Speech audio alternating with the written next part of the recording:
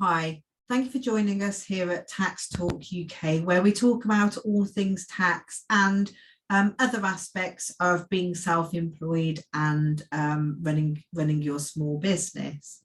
So we are going to talk about whether you will receive your state pension, which is a question that several people have asked us to explain.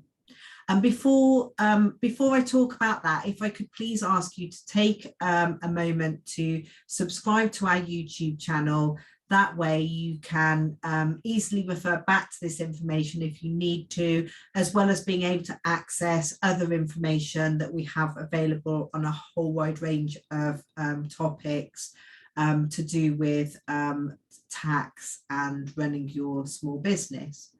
So thinking about your state pension, then it's something that it seems a lot of people wonder if they will receive a state pension, but not that many people necessarily know how to check or even know how to, other criteria that will mean that they will get a state pension. And of course, this applies to everybody, whether they're self-employed, employed, unemployed. Everybody should know how to find out whether they will be receiving a state pension or a full state pension. And of course, we're talking about state pension. So it is, of course, prudent to make provision for your retirement, and so lots of people will have private pensions, and that is something that is beyond the scope of what we're looking at today, but certainly you should ensure that you are going to have sufficient money when you retire.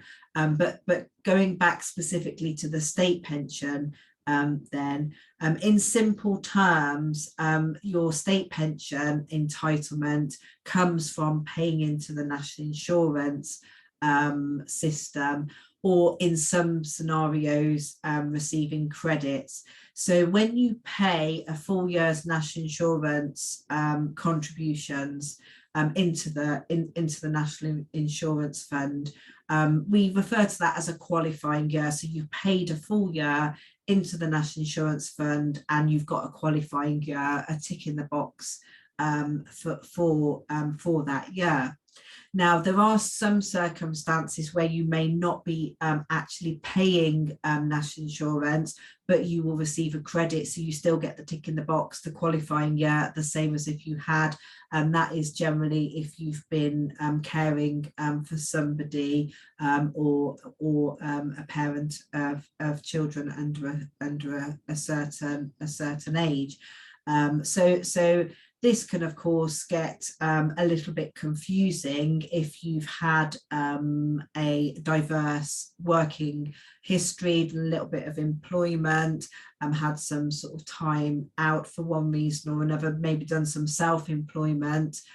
So you should always be mindful of making sure that you have enough qualifying years to receive your state pension. So in order to receive your full state pension, you will need to have 35 qualifying years. So of course, it's clear to see that if you start working at a young age, sort of late teens, early 20s sort of thing. I'm not suggesting sort of children out to work. Then this will mean that you'll have plenty of years in between when you start working and when you hit retirement age to get those 35 qualifying years. So if, for example, you're just starting your self-employment and cash flow is a little bit tight and you don't actually earn enough to be liable for national insurance, you can in that scenario pay voluntarily.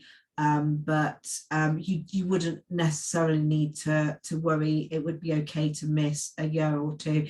If you started working later, then of course you've got less time to get those qualifying years. But in any case, I would recommend that everybody knows where they are with their qualifying years, that they know that all is as they expect it to be. They've got credits for years that they're expecting credits for.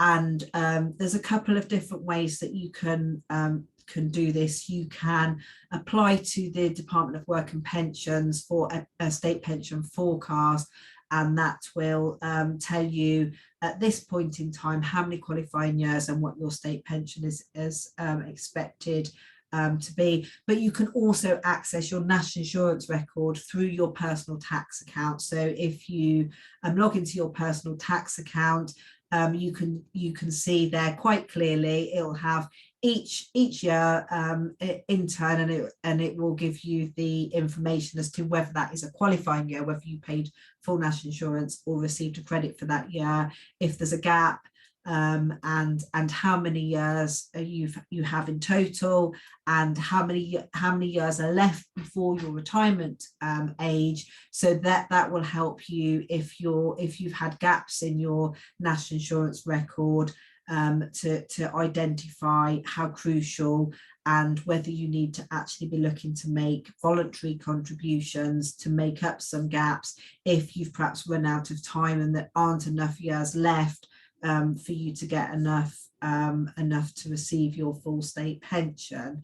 So I hope that this helps to explain on what basis you will be eligible for a state pension, how you can go about finding out and checking that things are how they are, and then you can look to make voluntary contributions if you need to, if you've got gaps in your year. But you can only fill gaps in for there's a time limit for you to be able to do that. So again, it makes sense for you to know throughout your working age life where you are and whether you are on track, and also it gives you the opportunity to not to pay, if you do need to pay voluntary contributions, to do that in times in your working life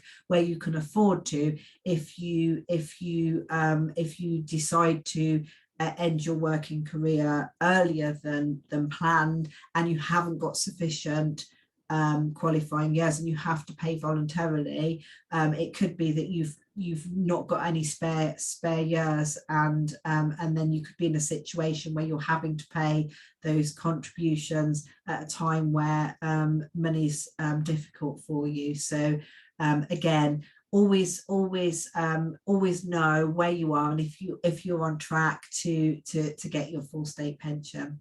So I hope that this explains.